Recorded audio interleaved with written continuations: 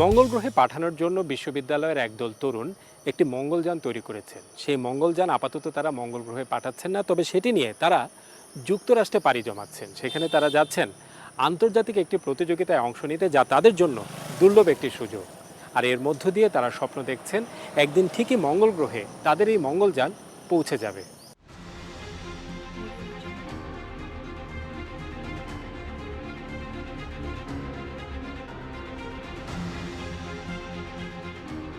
একজন চ্যাম্পিয়নের পারদর্শিতায় কিভাবে অনেক কিছু বদলে যেতে পারে, এবার সেই গল্পই হবে।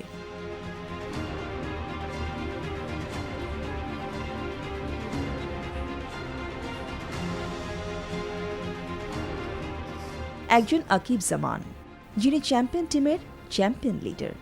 তার team Mongol Barota military institute of science and টেকনোলজির হয়ে গত বছর অংশ নেয় ইউনিভার্সিটি রোভার চ্যালেঞ্জ 2021-এ।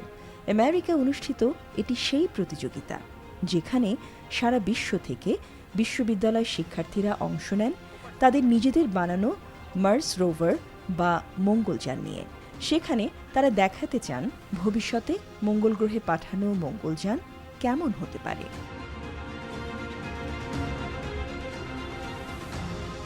সেরকমই একটি মঙ্গলযান বানিয়ে এমআইএসটির টিমকে চ্যাম্পিয়ন হওয়ার নেতৃত্ব দিয়েছিলেন আকিব জামান। তখন তিনি ছিলেন শিক্ষার্থী।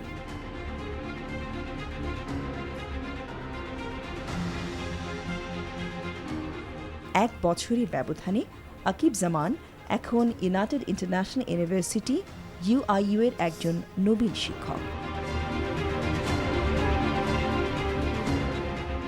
এখানে এসেও চ্যাম্পিয়ন আকিব জামান চ্যালেঞ্জ নিয়েছেন কিভাবে ইউআইইউকে মঙ্গলযান বানানোর আন্তর্জাতিক প্রতিযোগিতা পর্যন্ত নিয়ে যাওয়া যায়।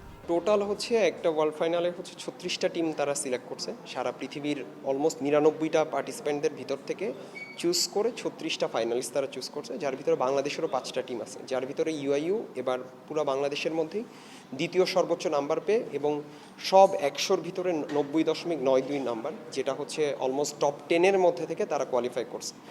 এবং এই 36টা টিমই তারা হচ্ছে মানে বেস্ট অফ দি বেস্ট সারা ওয়ার্ল্ডের। তারা 1 থেকে 4 জুন সাউথ উতাতে আমাদের নাসার আন্ডারে একটা মার্স ডেজার্ট রিসার্চ স্টেশন আছে।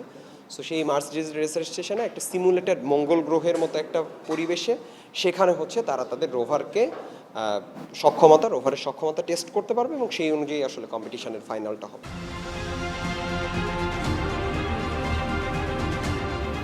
ইউনিভার্সিটি রোভার চ্যালেঞ্জ 2022-এ এবার সারা বিশ্বের বিভিন্ন বিশ্ববিদ্যালয়ের 99টি দলের মধ্যে 36টি দল ফাইনালে যেতে পেরেছে।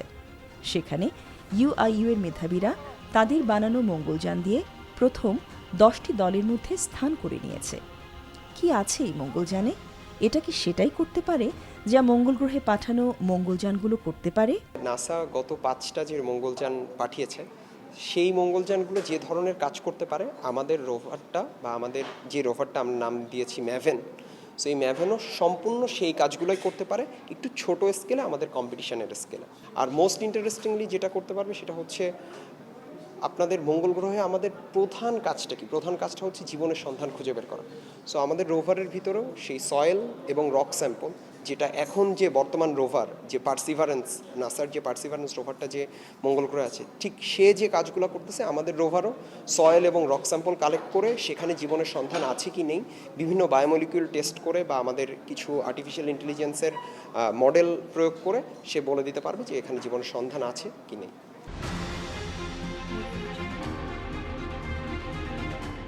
এরকম একটি মঙ্গলযান বানানো এবং আন্তর্জাতিক প্রতিযোগিতায় সম্মানের সাথে যোগ দিতে পারার পেছনে ইউআইইউ এর শিক্ষার্থীদের আছে অনেক চেষ্টা, অনেক গল্প। সেই স্মৃতিগুলোকে সাথে নিয়ে 1 থেকে 4 জুন অনুষ্ঠিত হতে যাওয়া আন্তর্জাতিক ওই প্রতিযোগিতায় অংশ নিতে শিক্ষার্থীদের দলটি এই সপ্তাহে পাড়ি জমাচ্ছে যুক্তরাষ্ট্রে। একাডেমিক পড়াশোনার পাশাপাশি আমাদেরকে এখানে মানে কাজ করতে হয়েছে, সেটা একটা বড় চ্যালেঞ্জ ছিল। সবাইকে খুব আমার টিম সবাই খুব ভালো এখানে সাপোর্ট দিয়েছে আমাদেরকে, যে কেউ একটা এক্সকিউজ দেয় না যে আমার কালকে এক্সাম আছে, আমরা আজকে কাজ করতে পারছি না। এই সাপোর্টটা আমাদের খুব ভালো পেয়েছি আমার টিমের কাছ থেকে। এটা আমাদের জন্য খুবই একটা অনুপ্রেরণামূলক কাজ, কারণ আমাদের রোভারও ঠিক একইভাবে বায়োমলিকুলার টেস্টিংয়ের মাধ্যমে হচ্ছে জীবনের অনুসন্ধান বের করছে। তো আমরা খুবই আশাবাদী যে আমাদের এই কাজগুলোকে যদি আমরা আরও এক স্টেপ বাড়িয়ে নিতে পারি, তাহলে আমরাও একসময় ওই লেভেলের কাজ পৌঁছাতে পারব। যুক্তরাষ্ট্র প্রতিযোগিতায় অংশগ্রহণ শেষে আবারও মেধাবীরা দেশে ফিরে আসবে। আবারও হয়তো তারা ওইসব উন্নত দেশে পাড়ি জমাবে নিজেদের মেধাকে কাজে লাগাতে কিংবা কেরিয়ারের কথা চিন্তা করে। কিন্তু না, আমরা চাই মেধাবীরা যেন তাদের মেধা এদেশেই কাজে লাগাতে পারে। সেই ক্ষেত্র অবশ্যই তৈরি করতে হবে এখন থেকেই। আমরা যদি দেখি আমাদের পাশের দেশ ইন্ডিয়াতেই আমরা দেখি, যদি ইসরোর কথা চিন্তা করি, তারা কিন্তু অনেক আগে গেছে। সেই ক্ষেত্রে আমাদের দেশে স্পেস রোবোটিক্সের যে অর্গানাইজেশনটা স্পারসো, হয়তো সেই দিক থেকে কিছুটা অবকাঠামোগতভাবে আমরা পিছিয়ে আছি, কিন্তু তারাও চেষ্টা করছে উত্তরোত্তর উন্নতি করার জন্য। যদি আমরা এই ট্যালেন্টগুলোকে দেশে নার্চার করতে পারি, তাহলে হয়তো সেই দিন বেশি দূরে না যেদিন হয়তো আমরাও নাসা যেমন ইউএসের আন্ডারে একটা প্রতিষ্ঠান, সেখান থেকে হচ্ছে মার্স রোভার পাঠাচ্ছে, আমরাও চন্দ্রযান পাঠাতে পারবো, আমরাও মঙ্গল গ্রহে আমাদের মঙ্গলযান পাঠাতে পারবো, আমরাও হয়তো মঙ্গল জয় করতে পারবো।